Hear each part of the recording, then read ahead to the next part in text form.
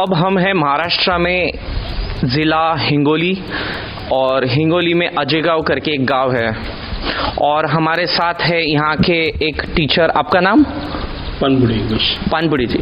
तो आप ड्राइंग सिखाते हैं? अच्छा, आप ये बता सकते हैं कि इस बिल्डिंग का काम कब शुरू हुआ? ये बिल्डिंग का 2 साल हो गए इस काम को शुरू हुए और लॉकडाउन की वजह से बीच में बंद गिरा था। अच्छा, बिल्डिंग यानी 2 साल पहले काम शुरू हुआ, फिर भी लॉकडाउन में काफी हद तक ये बिल्डिंग तैयार हो चुकी है। अच्छा, इनमें कितने क्लासरूम्स है, आपको कुछ आइडिया है? कंप्यूटर लैब क्या है? कंप्यूटर लैब है, ऑफिस का एक अलग सा ये है और उसके बाद 3 हॉल है बड़े बड़े सांस्कृतिक कार्यक्रम करने के लिए। अच्छा। और अभी फिलहाल स्कूल कहाँ पर चल रही है जबकि यहाँ का बांधकाम चल रहा है? पुरानी हमारी जगह है वहाँ पर। हाँ, पुरानी जगह पे जहाँ पर अभी हमने शूटिंग की। उस बिल्डिंग में कितने अलग अलग बिल्डिंगे हैं और कितने स्टूडेंट्स हर बिल्डिंग में? वो बिल्डिंग में लगभग 550 विद्यार्थी है वहाँ पर शिक्षा का कार्य वो करते हैं। वहाँ पर भी कंप्यूटर लैब है। कितने कंप्यूटर्स है उस लैब में? 10 कंप्यूटर है और 500 स्टूडेंट्स है। हाँ, 500 स्टूडेंट। और आपने जो दिखाए थे वो कंप्यूटर लैब था वहाँ का। और उसके अलावा और कौन से बिल्डिंग है? बस एक गर्ल्स स्कूल भी अलग से है। यहाँ से फिर 5वीं से 10वीं के लिए पहली से 5वीं तक एक बॉयज स्कूल है और दूसरा पहली से 5वीं तक गर्ल स्कूल है। अच्छा, पहली से चौथी तक। हाँ, पहली से चौथी तक एक बॉयज स्कूल है जहाँ तकरीबन कितने स्टूडेंट्स पढ़ते हैं? वहाँ पर 100-120 होंगे वहाँ पर। अच्छा, और जो गर्ल्स स्कूल है पहली से चौथी तक? वहाँ पर 100 तक होंगे, यानी 220 तकरीबन प्राइमरी स्कूल में। हाँ। फिर 5वीं से लेकर 10वीं कक्षा की जो बिल्डिंग है उसमें तकरीबन 500 बच्चे अभी फिलहाल पढ़ना। और जो यहाँ पर कॉलेज है, जूनियर कॉलेज है, जो इस सरकार का जूनियर कॉलेज है, वहाँ तकरीबन कितने स्टूडेंट्स हो गए? वहाँ पर 250-300 होंगे। 250-300। अच्छा, मुझे आपसे ये सवाल पूछना है, अजय गांव इस जिला में से 5 बड़े गांव में से हैं जहाँ अलग अलग छोटे छोटे गांव से लोग पढ़ने आते हैं। बरोबर, आप कह सकते हैं ये? हाँ। अच्छा, और इस गांव में जब लोग पढ़ाई करते हैं, अक्सर जो बच्चे पढ़ने आते हैं, क्या उनके माँ बाप किसान होते हैं या फिर अलग अलग क्षेत्र? अक्सर किसान होते हैं। सच किसानी है। तो फिर कैसे वो अपने बच्चों को स्कूल में भेजते हैं? समझो एक 5वीं 10वीं तक पढ़ाई कर लिए, फिर 11वीं 12वीं में भी चलो मुफ्त में पढ़ाई मिल जाती है। फिर उसके बाद आगे पढ़ने के लिए वो दूसरे गांव में, बड़े शहरों में भेजते हैं कि अक्सर लोग नहीं भेजते? ज्यादा तो नहीं। जो सुशिक्षित पालक है तो वह बच्चों को नांदेड़, परभनी ऐसी बड़ी बड़ी सिटी में जिनके पास इनकम सोर्स का इसके अलावा, खेती के अलावा भी दूसरा कुछ साधन है तो वह उनके बच्चों को भेज सकते हैं। अगर बाकी के जो गरीब बच्चे वो 12वीं तक 12वीं पढ़ते हैं और उसके बाद में फिर उनके उधर कंपनी में काम करना। यहाँ पर तो अक्सर कंपनीज नहीं है इस जिला में। यहाँ से दूसरी और तरफ चले जाते हैं, औरंगाबाद। और कहीं लोग ऐसे भी, सच है क्योंकि हम कुछ लोगों को इस गांव में मिले जो कह रहे थे हम 12वीं के बाद खेती ही करते हैं। हाँ, क्योंकि हमारे घर में रोजी रोटी की ज्यादा जरूरत है तो हम खेती ही ज्यादा कर रहे हैं अभी हमारे यहाँ पर ऐसे टैलेंटेड बच्चे हैं सर कि जिनको आगे पढ़ने की इच्छा है, मगर कैसा है परिस्थिति की वजह से वह आगे बढ़ नहीं पाई। बिल्कुल। MBBS कॉलेज, मेडिकल लाइन में भी जाने वाले बच्चे, मगर कैसा है आगे की शिक्षा उनको होती नहीं आर्थिक दृष्टिया। अच्छा, यानी टैलेंटेड बच्चे लेकिन उनके घर में आर्थिक परिस्थिति अच्छी न हो करके वो आगे पढ़ाई नहीं कर सकते। हाँ, और इसका क्या एक बड़ा कारण ये भी है क्योंकि इस जिले में ज्यादा करके फैक्ट्रीज नहीं है, ज्यादा नौकरियां नहीं है, तो आगे पढ़ के भी उन्हें शायद यहाँ नौकरियां मिलेगी भी नहीं। हाँ, फिर घर के वही सोचते नहीं कि वो तू होशियार है, मगर क्या होता है उसमें अपने यहाँ पर दूसरा कुछ काम नहीं है।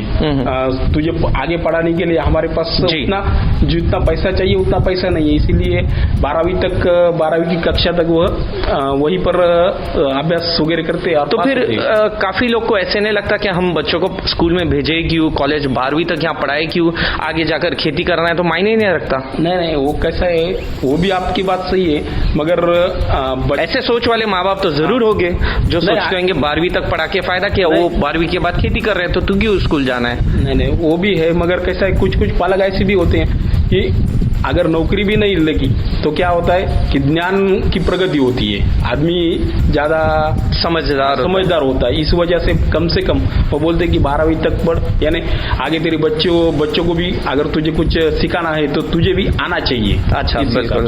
अच्छा, जो यहाँ पर हिंगोली के पास एक स्कूल की काफी चर्चा चल रही है, बहुत ही मशहूर है वहाँ के प्रिंसिपल शायद, या फिर स्कूल में कुछ खास काम हुआ है, आप उसके बारे में कुछ बता सकते हैं? इस जिला की ही वो शाला है सरकारी? नहीं, वो अपना कराड़ी डिग्रेस बोल के एक स्कूल है। हाँ, तो वहाँ पर जाने का योग नहीं आया मुझे अभी तक, मगर दूसरों के पास से सुना है मैंने कि वहाँ पर पूरे जो कक्षा है अंदर कंप्यूटर लैब वगैरह अच्छी तरह से सेट किया है उन्होंने, और जो दीवारें, तो दीवारों पर भी बहुत से चित्र या और कुछ नॉलेज, मनी, ऐसे समझा विज्ञान के कुछ संज्ञा वगैरह वहाँ पर लिखे, यानी बच्चे बैठे भी वह वहाँ पर पढ़ सकते हैं। बिल्कुल। और पूरी तरफ से हरियाली, ये पेड़ वगैरह लगाए वाली ज्यादा तादाद में ऐसा। बिल्कुल, यानी उन्होंने एक सरकारी स्कूल होके उन्होंने अपनी तरफ से कुछ और कदम बढ़ाए, यानी उनको गांव का भी योगदान है। बिल्कुल, जो स्कूल है तो प्रशासन ने जो कुछ पैसे कम गिरते जी, तो गांव के लोगों ने क्या किया है कि वहां पर जो उनकी जो आमदनी होती है उनमें से कुछ टक्के स्कूल को वह खर्च कर। अच्छा, गांव के लोगों ने अपने जेब से पैसे लगाए कि हमारी एक जो सरकारी स्कूल है तो हम इसी में कुछ मरम्मत कराकर अच्छी बनाए। बिल्कुल, तो गांव का भी बहुत बड़ा योगदान। अभी फिलहाल आपकी स्कूल में कोई जनरेटर नहीं है, इलेक्ट्रिसिटी चली गई तो फिर कंप्यूटर्स चल नहीं सकते। हाँ, सही बात। अभी 2 महीने हो गए, वो सौर ऊर्जा की प्लेट अभी आई यहाँ पर। क्या है वो? सौर ऊर्जा की जो प्लेट होती है ना। अच्छा, लाइट की वजह से सूर्य की किरण से जो पावर मिलती है, जिससे इलेक्ट्रिसिटी, अभी वो प्लेट्स आई है, बैटरीज आना बाकी है, और फिर वो शुरुआत, यानी कुछ तो भी शुरुआत हुई है। आप ये कितने साल से स्कूल में? यहाँ पर मुझे 16 साल। तो 16 साल में आपने तब्दीली क्या देखे कि स्कूल में पहले ये कुछ भी नहीं था, आज इतना है, कुछ तो तरक्की हुई रहेगी? हुई ना सर। पहली बार ऐसा हुआ तो हमारे स्कूल को कंपाउंड नहीं था। बिल्कुल, तो यानी चोरियां काफी होती थी। तो कंपाउंड आ गया। कंपाउंड आने के बाद पहली जो इमारत थी उसका सीमेंट निकला था, फिर आज उसकी एक बार मरम्मत की। बिल्कुल। और उसके बाद में पहले 5 कंप्यूटर आए, उसके बाद में और 2-3 साल के बाद और दूसरे 5 कंप्यूटर आए। तो बच्चों को वहाँ पर हम पहले कंप्यूटर कुछ नहीं थी, अभी 10 कंप्यूटर है। 10 कंप्यूटर है। अच्छा, बिल्कुल।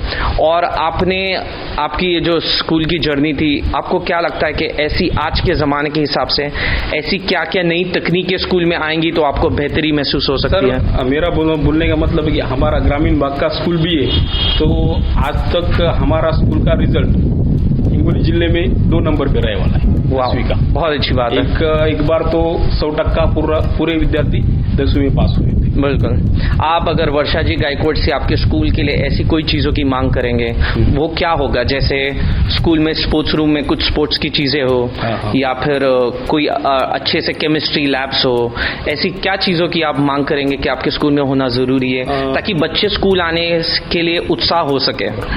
तो अभी तक हमारे यहाँ पर कंप्यूटर तो है, अभी स्पोर्ट रूम नहीं है हमारे पास। तो कुछ भी, यानी फुटबॉल या नहीं क्रिकेट बॉल बैट कुछ भी नहीं है। साहित्य आना ही बंद हो गया। पहले क्रीड़ा शिक्षक थे हमारे यहाँ पर, तब आते थे उसको, यानी अभी स्पोर्ट्स टीचर ही नहीं है। अच्छा, पहले थे। पहले थे, वो बात को अभी 12 साल हो गए। 12 साल से स्पोर्ट का कुछ साहित्य भी नहीं है। बिल्कुल, कुछ भी नहीं। अच्छा, बिल्कुल। और इसके अलावा कोई लैब्स नहीं है, तो बच्चों को पढ़ाने में तकलीफें होती होंगी? हाँ ना, लैब तो नहीं है। साइंस लैब जो है जैसी चाहिए वैसी नहीं है, क्योंकि वहाँ पर जो इमारत है वो कैसी है, अभी पुरानी हो गई है। तो खिड़कियाँ वगैरह वो जो रहती है, तो स्कूल खत्म हो जाने के बाद क्या होता है कि बच्चे खेलने को आते हैं, दीवारें तोड़ना, खिड़की तोड़ना, ऐसी। जी बिल्कुल। तो अब वर्षा जी गायकवाड़ जब इस बिल्डिंग की उद्घाटन के लिए अगर आएगी और इस बिल्डिंग में काफी सारे नए कंप्यूटर्स देखेंगे आप, कंप्यूटर लैब में केमिस्ट्री लैब, फिजिक्स लैब, अच्छे से ये सब देखेंगे, तो आपको कैसे महसूस होगा कि एक सरकारी स्कूल इस छोटे से गांव में इतनी अगर तरक्की करेगी? यह हमारे लिए बहुत अभिमान की बात है। अभिमान की बात है कि हमारे आजेगांव जैसे ग्रामीण भाग में अगर कंप्यूटर लैब अलग अलग प्रकार की जो लैब है, जो हम बच्चों को उधर नहीं दे सकते, यहाँ पर हम उन्हें दे सकते हैं। वहाँ पर ऐसी सिचुएशन है, कभी कभी दो क्लास हमें एक ही रूम में बिठाने पड़ते हैं, मगर यहाँ पर अभी नई जो इमारत है यहाँ पर वैसी नहीं है। यहाँ पर अलग अलग बहुत सारे रूम है, वहाँ पर हम बच्चों को अच्छी तरह से पढ़ा सकते। कंप्यूटर स्क्रीन भी वहाँ पर लगाई वाली है और उसमें से भी हमें उन्हें और बाकी का जो ज्ञान है वह भी हम उन्हें दे सकते हैं। बिल्कुल। और क्योंकि ये सरकारी स्कूल इतने अच्छे से बन रही है, यहाँ तरक्की की दिशा कुछ तो भी दिख रही है। जैसे हम न्यूज़ में अक्सर सुनते हैं कि दिल्ली सरकार जो है बहुत अच्छे अच्छे सरकारी स्कूलें बना रही है। जो अच्छे अच्छे सरकारी स्कूल है उनमें मरम्मत करके अच्छे अच्छे कंप्यूटर लैब, अच्छे अच्छे रूम्स बना रही है। तो उस तरीके की नई नई तरक्की हमारे महाराष्ट्र स्टेट में भी हो रही है। तो इस विषय में आपसे एक बात पूछना चाहूंगा, जो यहाँ पर जो खासगी स्कूल है, जो अक्सर शासकीय पैसों से उन टीचर पढ़ाते हैं, यानी वो खासगी स्कूल में समझो 50 टीचर है, 1000 बच्चे हैं, तो 50 टीचरों का जो पगार है वो पूरी तरीके से हमारी महाराष्ट्र की सरकार पे करती है। लेकिन ये बहुत इन गांवों में सुनने आ रहा है कि वो जो स्कूल चलाने वाले हैं उन टीचरों को स्कूल पे काम पे लगाने के लिए 10 से 15 लाख तक पैसे ले रहे हैं उनके पास से। ये हकीकत है? बहुत से लोगों के पास से सुना है सर कि पैसे लेते हैं करके। आपके ऐसे जान पहचान में शायद कोई होगा जिन्होंने कहा रहेगा नहीं हमें तो वहाँ काम पे लगने के लिए हमने खेत बेचे और 8-10 लाख अरेंज करके दे दिए ताकि सरकारी नौकरी मिल सके। ऐसे बहुत से है सर कि जिन्होंने कहा है कि मैंने 2 एकड़ खेती बेची और संस्था होती है, संस्थे में हमने पैसे भरे ऐसा। यानी चपरासी से लेकर टीचर तक सभी से वो स्कूल में सरकारी नौकरी लगाने के हिसाब से पैसे लेते हैं। ये बहुत आम चीज है, कोई चौंकाने वाली बात नहीं है ना। अच्छा, तो आप क्या चाहेंगे? अक्सर सरकार ऐसे निजी हाथों में स्कूल चलाने देने से अच्छा खुद स्कूल की बिल्डिंग बांधकर खुद लोगों को रखना सही है? नहीं, वो तो 100% सही है। दूसरे लोगों के हाथ में अगर स्कूल देने से अगर वो खुद सरकार चलाएगी तो वो बहुत बढ़िया हो जाएगा। अच्छा। एक सरकारी स्कूल में हम यहाँ गए थे जहाँ बच्चों ने कहा कि 10 बजे वो स्कूल आते हैं और 2 बजे घर चले जाते हैं। कभी कभी 12 बजे ही चले जाते हैं। तो बोलते हैं कि बच्चे भाग जाते हैं तो टीचर भी चले जाते हैं। ये हकीकत है क्योंकि बच्चों ने कहा है ऐसा नहीं। ऐसा इसका कारण क्या है? नहीं, अभी फिलहाल कैसा हो गया, ये लॉकडाउन की वजह से जो टाइमिंग है 4 बजे की टाइमिंग नहीं है। प्राथमिक स्कूल जो है जो 1 से 4 है उनका टाइमिंग क्या होता है? नहीं, सब टाइमिंग सरके है सर, मतलब 10 से 4 तक। हाँ, ये पहले था। अभी ये लॉकडाउन में क्या हो गया, 2 बजे तक स्कूल भर रही और 2 के बाद बच्चों को छोड़ दे रहे हैं। अच्छा। और ये लॉकडाउन काल में क्या कुछ ऑनलाइन टीचिंग ये सब भी चला? ऑनलाइन टीचिंग की हमने बच्चों वो सफल हो सका या नहीं? क्योंकि काफी लोग के घर में इंटरनेट नहीं होता है, ग्रामीण भाग में इंटरनेट कम होता है। सफल हुआ, और जिनकी परिस्थिति नहीं है मोबाइल लेने की, क्योंकि इसके लिए मोबाइल चाहिए, तो सरकार ने कुछ मोबाइल या फिर ऐसा कुछ भी नहीं दिलाया, यानी कोविड काल में शिक्षा में थोड़ा भी ध्यान नहीं दिया गया है। ठीक है, धन्यवाद हमारे से बात करने के लिए, और आपको बहुत सफलता प्राप्त हो और जल्द से जल्द इस बिल्डिंग की शुरुआत हो बहुत ही नई तकनीक के साथ। आपके गाँव के लिए मुबारक। आपको प्रार्थना है कि जितना ये हमारा काम जल्दी हो जाए वो हमारे लिए अच्छा है। बिल्कुल, धन्यवाद जी। बच्चों को और पढ़ा सके। बिल्कुल, थैंक यू वेरी मच।